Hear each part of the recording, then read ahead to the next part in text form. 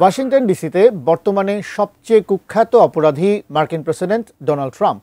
আর এমন তথ্যই উঠে এসেছে ইলন মাস্কের XAI এর গ্রকে। ট্রাম্প সম্পর্কে ঠিক কি কি তথ্য ফাঁস করলো মাস্কের এই গ্রক, বিস্তারিত জানাচ্ছেন লিমা সায়ন্তী।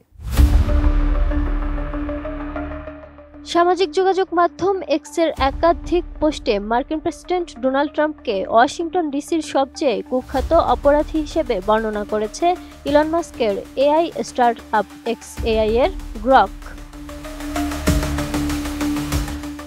10 ও 11 আগস্ট যুক্তরাষ্ট্রের রাজধানী ওয়াশিংটনে অপরাধ সম্পর্কে ব্যবহারকারীদের প্রশ্নের জবাবে মাস্কের গ্রক বারবার দাবি করেছে যে নিউ ইয়র্কে ব্যবসার কাগজপত্র জালিয়াতির অভিযোগে ট্রাম্পের বিরুদ্ধে 34টি গুরুতর অপরাধের মামলা রয়েছে, যা তাকে শহরের সবচেয়ে কুখ্যাত অপরাধী করে তুলেছে।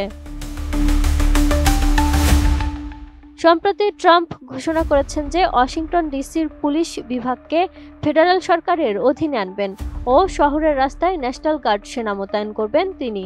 প্রমাণ না থাকলেও ট্রাম্প দাবি করেছেন ওয়াশিংটন ডিসি এখন অপরাধ নিয়ন্ত্রণের বাইরে চলে গেছে। ব্রিটিশ দৈনিক সংবাদ মাধ্যমগুলো বলছে, গ্রকের এমন বক্তব্য কেবল প্রশ্নের উত্তরে তথ্যভিত্তিকভাবে দেয়া হয়েছে, যেখানে চ্যাটবটের নিজের কোনো মতামত নেই। তবে গ্রকের এমন মন্তব্য ওয়াশিংটন ডিসিতে অপরাধ নিয়ে গভীর গবেষণা ও বিশ্লেষণের ভিত্তিতে করা হয়েছে কিনা সে বিষয়টিও নিশ্চিত নয়। বিশ্বমানের থার্মিক্স রড, সালাম স্টিল থার্মিক্স, দেশের একমাত্র থার্মিক্স রড। সাম্প্রতিক বিভিন্ন আপডেটে গ্রকের মতো বিভিন্ন চ্যাটবটের মধ্যে যুক্তি দেওয়ার সক্ষমতা যোগ করা হলেও এরা মূলত মানুষের কথাবার্তার উপরে ভিত্তি করেই সম্ভাব্যভাবে ঠিক মনে হয় এমন উত্তর তৈরি করে। চ্যাটবট আসলে পরিসংখ্যান ভিত্তিক প্যাটার্ন অনুসরণ করে চলে। তবে গ্রকের এমন মন্তব্য একটি বিষয় স্পষ্ট করেছে যে মাস্ক এখনও চেষ্টা চালিয়ে যাচ্ছেন এমন এক ডানপন্থী চ্যাটবট তৈরি করতে, যার বাস্তবতা বিষয়ক দৃষ্টিভঙ্গি থাকবে, যেখানে অনেক সময় ষড়যন্ত্র তত্ত্বও থাকে। তারই প্রতিফলন ঘটাবে বলে প্রকাশ করেছে আন্তর্জাতিক প্রতিবেদনগুলো। গত মাসে গ্রক তার ব্যবহারকারীদের আগের কথাবার্তা বা মতামতের দিকে এত বেশি গুরুত্ব দিতে শুরু করেছিল যে সেটির ফলে ভয়ঙ্কর ও বিভ্রান্তিকর মন্তব্য করেছিল চ্যাটবটটি, যেমন হিটলারকে প্রশংসা করা বা গণহত্যার ডাক দেয়া। বিষয়টি XAI এর প্রযুক্তিগত ভুল ছিল, যা কোড পরিবর্তনের মাধ্যমে ঘটেছে বলেই দাবি ছিল গ্রকের।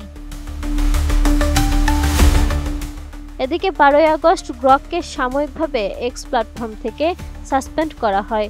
এরপর কিছু ব্যবহারকারীকে গ্রক বলেছে ট্রাম্প বা গাজার বিষয়ে দেয়া নিজের কিছু মন্তব্যই তার সাসপেনশনের কারণ।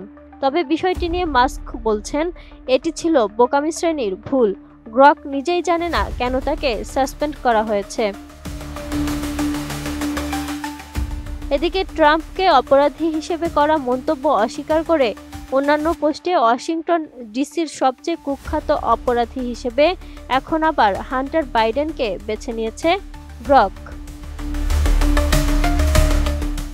Lima Sayanti, desk report, ATN news.